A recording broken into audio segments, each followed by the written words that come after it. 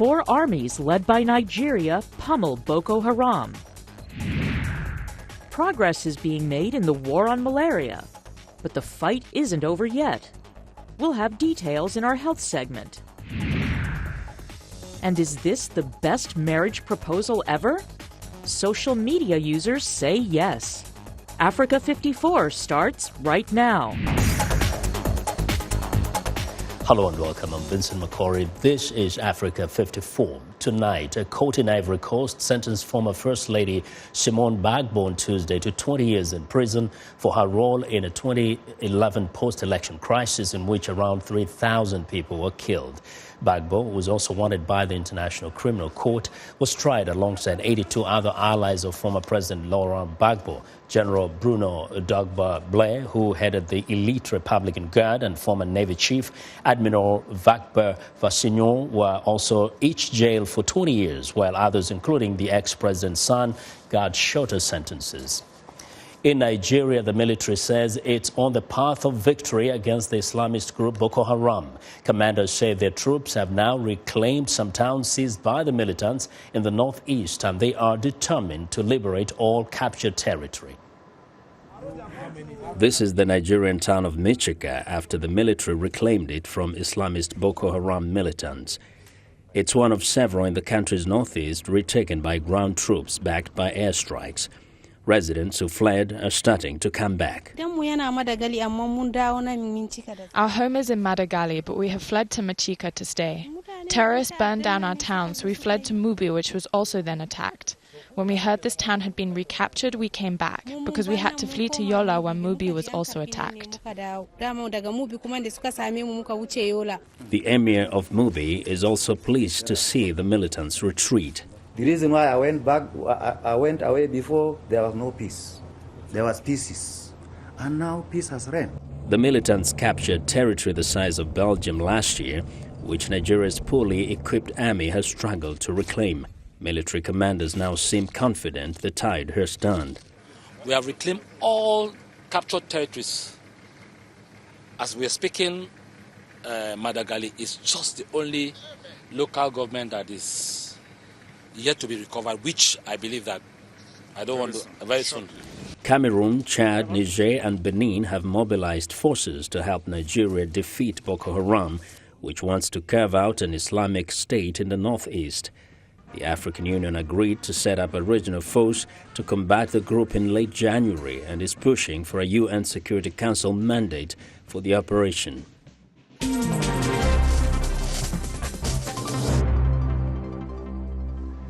Well, the countdown is on. In 3 weeks, Nigerians will be voting in the presidential and legislative elections. The poll, which was originally scheduled for February the 14th, was postponed until March 28th in the wake of intensified violence by the Islamist militant group Boko Haram. Now, political campaigns are gaining steam. For more on Nigeria's upcoming elections, we are joined by VOA's Ibrahim Ahmed, who joins us by phone from Kano in northern Nigeria. Ibrahim, things seem to be taking a different turn. I hear that now campaigns are kind of taking a little bit more an upbeat tone. What do you see? Exactly, Vincent. After the postponement of the election, there was a lull in campaigning as most of the politicians from both parties suspended their campaigns in order to reshape what they think will work for them. What we have been hearing is that from tomorrow, the APC is going to start what it calls the final push, where it will be holding about 24 town hall meetings, zonal rallies and road shows across the country, culminating in what it calls a grand rally in Abuja on Tuesday, the 17th of the month. PDP has not been idle either. The Vice President Namadi Sambo is here in Kano doing some campaigning. The President has been in Lagos several times.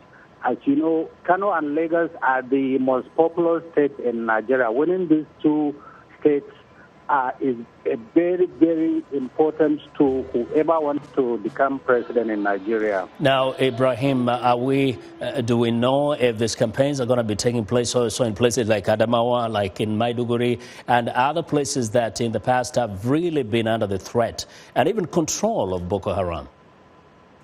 Yes, one of the rallies the APC is going to be holding is going to be in Yola, Adamawa State. That it's the zonal rally, and this one is going to take place 2 days from today, on Thursday. They have a zonal rally in Yola. Apart from that, they will also have another road show in Adamawa State. The PDP has been campaigning very much in Adamawa. Borno State, both the president and Buhari, they have been in Borno State at one time. They have been all over the country. And what is good, like you pointed out earlier, is that most of the places that were under the control of Boko Haram before have been liberated. Remaining, the main two towns and still under Boko Haram are Goda and Bama in Borno State, and parts of Madagali in Adamawa State. Okay, Ibrahim, you will keep updating us, of course. Thank you very much. Viewers, Ibrahim Ahmed reporting live from Kano in northern Nigeria.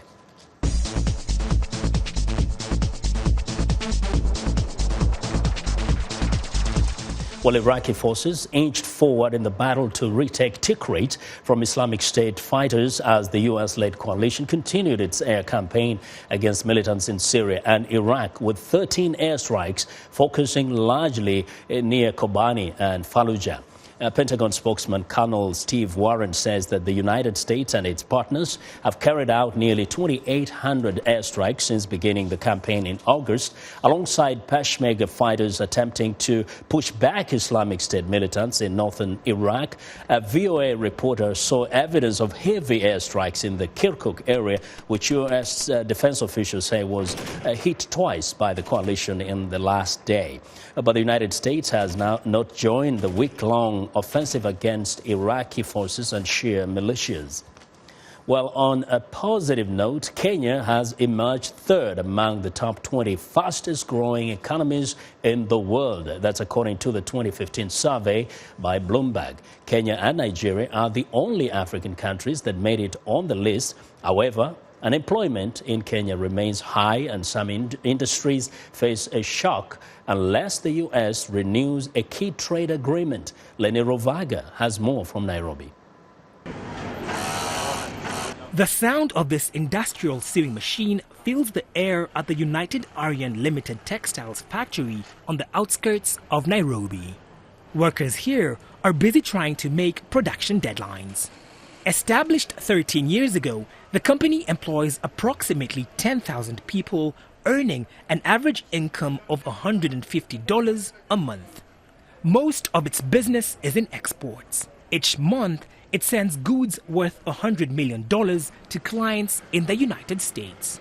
United Aryan has benefited from the African Growth and Opportunity Act, AGOA, a U.S. trade program that provides duty-free import of certain products from sub-Saharan Africa. But that all may change, with the program set to expire in September. Pankaj Bedi, the founder and chairman of United Aryan Limited, says his company would face serious consequences if AGOA is not renewed. It will be a disaster. We all have been lobbying, pushing, doing whatever we can. In fact, government now is very proactive. Even Kenya government has been, following through. If it is not there, then we are not there. Simple. We'll lose all the jobs. There will be social security, all kind of disasters happening. According to the Bloomberg survey of 57 countries, Kenya's projected 6% growth rate this year would see it join China, India, Philippines, and Indonesia as the only economies enjoying 5% growth or higher. However, unemployment in Kenya remains high, and 40% of Kenyans live below the poverty line. Losing the trade agreement could make the situation worse. Financial analyst Ali Khan Sachu says AGOA adds jobs and revenues to Kenya's economy.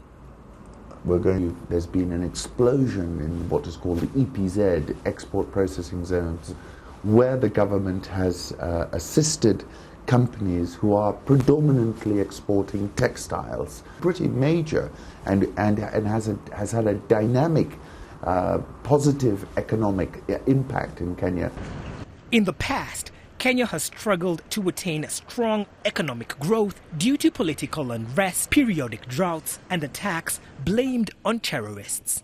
The business community believes fast growth can continue if AGOA continues as well. Lenny Ruvaga for VOA News, Nairobi, Kenya. Well, more than 2 decades ago, Nigeria's Ogoni people forced Shell Oil Company to cease drilling on their land, saying it was polluting the environment. Now, some Ogoni say it's time for the oil to flow once again. Chris Stein reports from Kagbara Dere in Nigeria. Oil once flowed here in Ogoni land, as it does from wells throughout the creeks and swamps of Nigeria's Niger Delta region. But in 1993, the Ogoni people said enough. Leaking pipelines were polluting the fields they farmed and the waterways they fished. Oil giant Shell was forced to pull out of Ogoni land that year in the face of protests led by the charismatic Ken Saro-Wiwa, head of the Movement for the Survival of the Ogoni People, or MOSOP. He was hanged 2 years later by the military dictatorship that ran Nigeria, in a move widely seen as retaliation for his activism. Nearly 20 years after Saro-Wiwa's death, some Ogonis think they would be better off if production resumed. Donald Baresu is the High Chief of the town of Kegbara Dere. It will generate some sort of employment. It will definitely engage our youth. And if there is money, people can have access to good education. If there is money, people have access to good food. And if there is money, people have access to good shelter. In the years since Shell left, Ogoni land has remained polluted. A United Nations Environment Program report released in 2011 said it will take up to 30 years of cleanup to undo all the damage done by the decades of oil exploration. Many in the region feel the pollution issue needs to be addressed before Ogoni oil can flow once again. Young Kigbara is a former member of the MOSOP leadership. It is a precondition for any company to come in, which means the federal government first and foremost and Shell ought to clean Ogoni properly before any oil resumption can take place. It is after that that any other company could come. Some say Shell alienated the Ogonis by developing the region only to suit the needs of its business. Roads were paved, but only to access Shell infrastructure. Resident Barakporo Amstel Monday says a new contract will make sure locals benefit from the extraction. We are not going to start a new beginning. Are you getting me? We are going to get a new beginning because we are going to negotiate. You give me what, and I will give you what. In the meantime, Ogoniland's creeks remain blackened by crude, much as they were when anti-drilling activist Saro-Wiwa was alive. Chris Stein for VOA News, Kegbara Dere, Nigeria. Well, preparations are underway for the June presidential election in Burundi, where President Pierre Nkurunziza has not declared whether he will run for a third term. Now, the United States and others, however, say he should not do so because it would violate the 2000 Arusha Peace Accords that helped end the country's civil war. But Burundi's ambassador to the United States tells VOA the election question should be decided by the Constitution. VOA's Maria Diallo reports. Thousands took part recently in a government-backed rally in the Burundian capital, Bujumbura, as the country prepares to hold presidential elections later this year. Whether President Pierre Nkurunziza is going to seek re-election or not, some ordinary citizens are already expressing concern, like this street vendor. We do not want to run anymore. We are tired of war. We want somewhere to sell our produce in peace so we can feed our families. Although President Nkurunziza has not declared his candidacy, some civil society groups say if he wins, this would be an illegal third term. The confusion lies in whether his first term should count because he was elected then by Parliament instead of by direct election under the Constitution. But U.S. Deputy Assistant Secretary David Gilmour says, regardless of what the Constitution says, the Arusha Peace Accords remained a vital component of the country's continued stability. The accords only allowed 2 terms for a president. We hope that the presidential elections will be consistent with the Arusha Accords, including its unambiguous provisions regarding executive term limits. And we believe that in the spirit of compromise, balance, and power sharing that are inherent in the Arusha Accords, that has been fundamental to Burundi's laudable progress. However, Burundi's ambassador in Washington, Ernest Ndabashinze, says the presidential election should be held according to Burundi's constitution. Arusha Accord was a step in the process of resolving our problem. Today, we have a constitution approved by Burundians themselves. So, everything related to elections, we have all what is needed is contained in the Constitution. So the reference to Arusha Agreement is a mistake, because Arusha Agreement is not the Constitution of Burundi. A Burundian living in the United States, Sixth Vinyi Nimuraba, says the issue is neither the Constitution nor the Arusha Accords. We need to give the power to people so that they can be the one to vote. The concern again is here how they will be influenced or just called by the media or the ruling party or the opposition to act in a way that they may not have done. At a recent talk on election preparations, Gilmour said Washington is committed to a stable and democratic society in Burundi. He says $13 million has been committed in that effort, but there remains cause for concern because of the arrest of journalists, some opposition party members, and others who speak out against the government position. In Washington, Mariama Diallo, VOA News. We want to know what you think about Africa 54 and the stories we cover. Join the conversation on Facebook. The address is Africa 54. Check out our headlines 24/7 on voaafrica.com. Coming up in our health segment, the progress and setbacks in the war on malaria. Stay with us.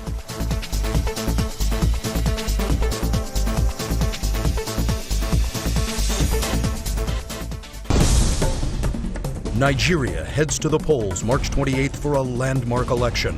What happens there matters throughout Africa. Turn to Voice of America for the facts. VOA reporters are in Nigeria and surrounding countries covering the campaigns and the issues and counting down to the March 28th election and beyond. Special Nigeria Decides 2015 coverage is underway now. A commitment to Africa from Voice of America.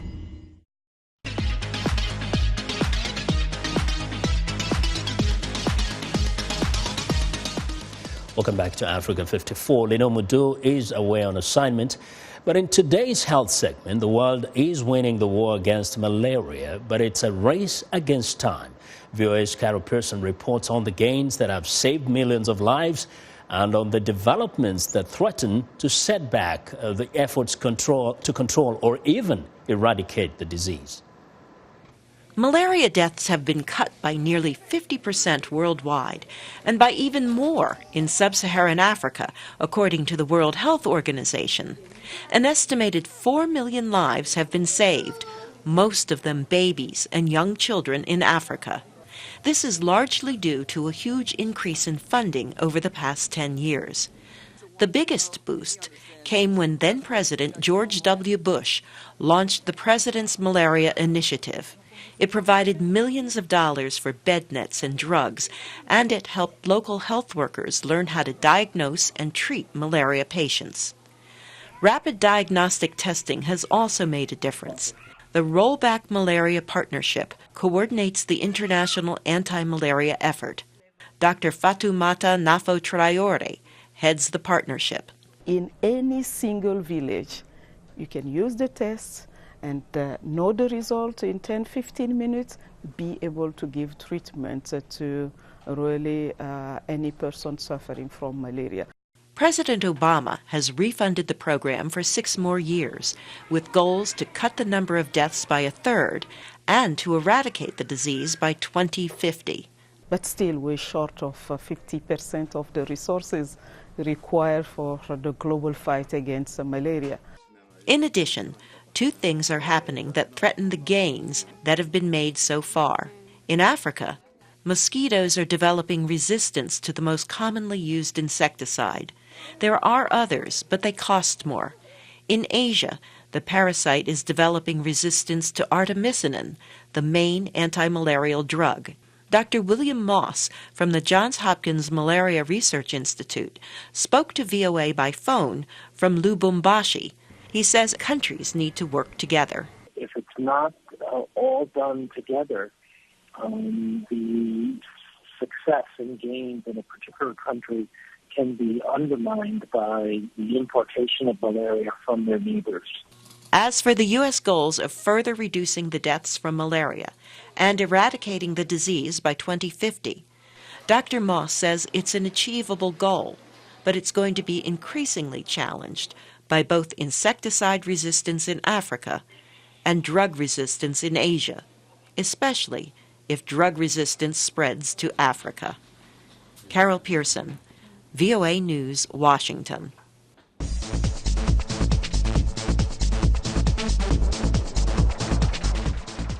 Well, from Afghanistan to Bolivia, women are defying death threats to fight for the rights of their people, defending gender equality, freedom of expression, and basic human rights. Sharon Bain reports on 10 of those women who received this year's Women of Courage Award from the U.S. State Department.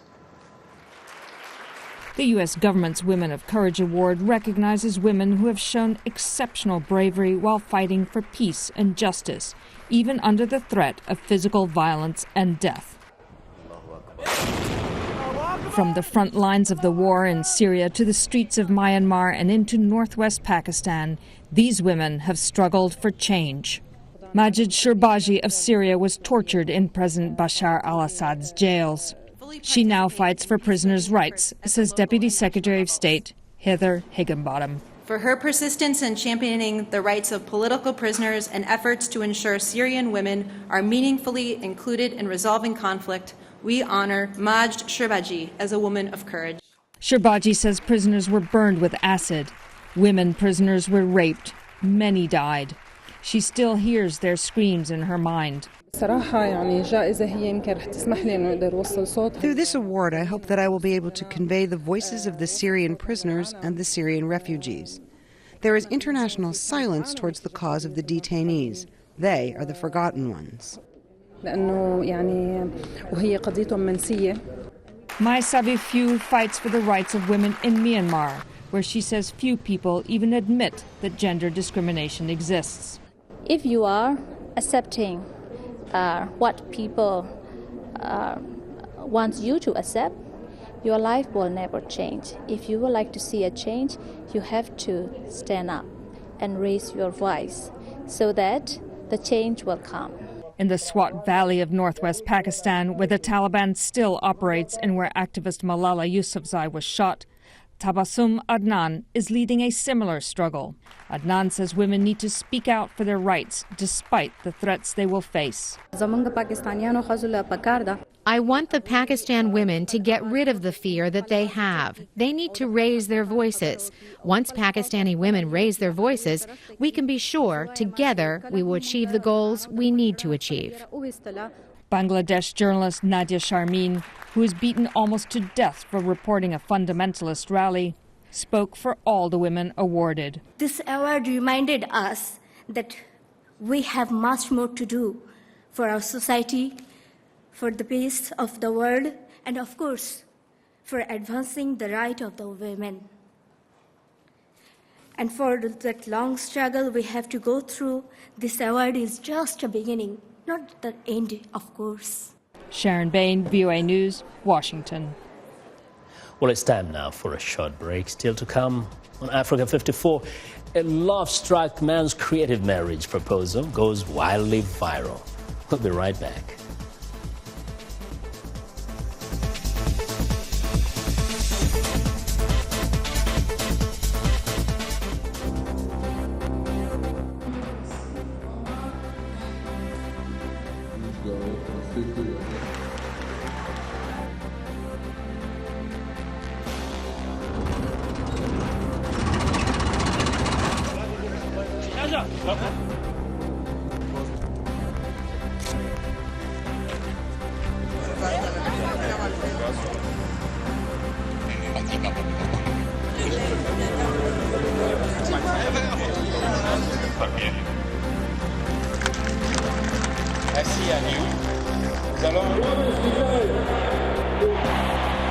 I take medical procedure, which is currently unavailable in Zambia.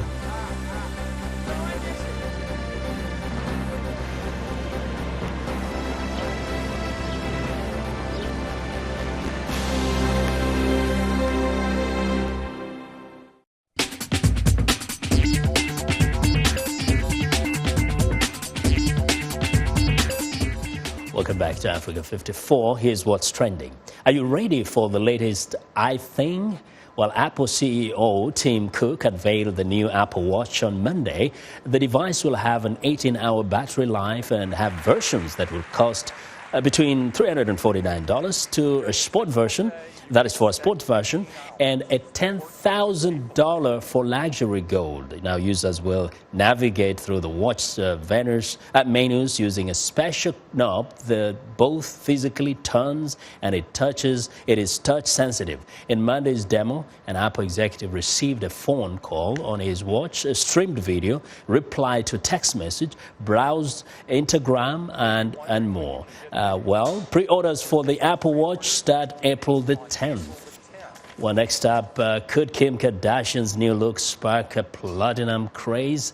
Well, the reality star unveiled her new look at the Lanvin fashion show in Paris, and the press went crazy. But she wasn't done yet. Seemingly not content with the drastically different look, Kim Kardashian made a swift return to the salon, where she dyed her hair in even lighter shade. Kim has tried blonde before, but never stripped her hair down to white. What do you think of Kim's new look? The reaction from the press and online has been divided.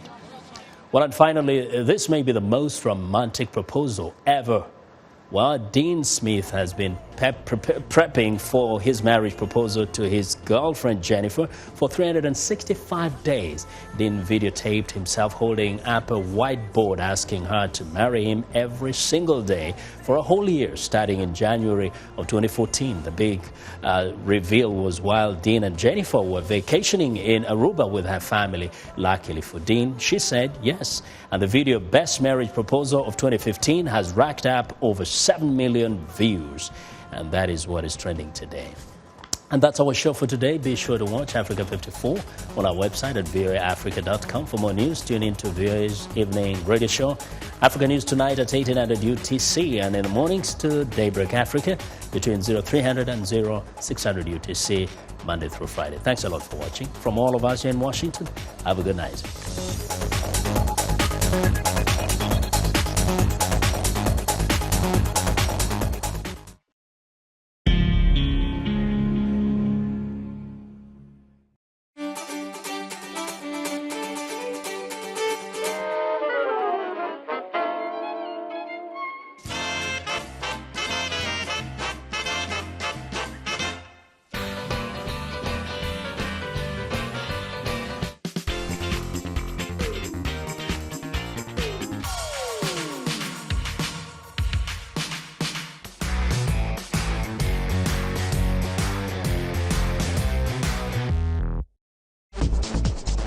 We are able to touch on things that are important to people on an everyday basis. Hello and welcome. I'm Vincent McCory. This is Africa 54. In a lively half hour, news, sports, health, lifestyle information, comments from our viewers. Africa 54, the best for Africa, about Africa. Join us only on VOA.